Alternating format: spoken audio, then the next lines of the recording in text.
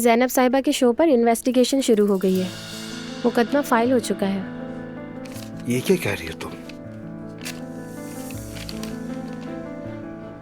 अगर आज show broadcast हुआ तो जुर्माना लग सकता है, बल्कि लाइसेंस भी कैंसिल किया जा सकता है। अल्लाह गारत करे। दुआ को देखा मैंने आज यूनिवर्सिटी के बाहर, अपने आशिक के साथ थी।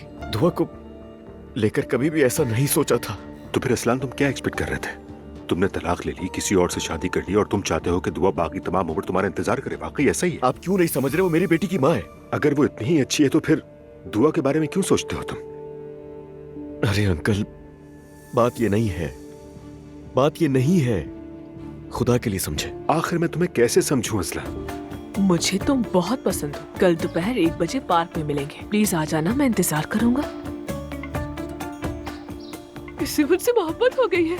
उसका ख्याल नहीं रखोगी तो मैं चिल्लाऊंगा। अजलान, मुझसे जरा जबान संभाल कर बात करो। मैं तुम्हारी बीवी नहीं रही।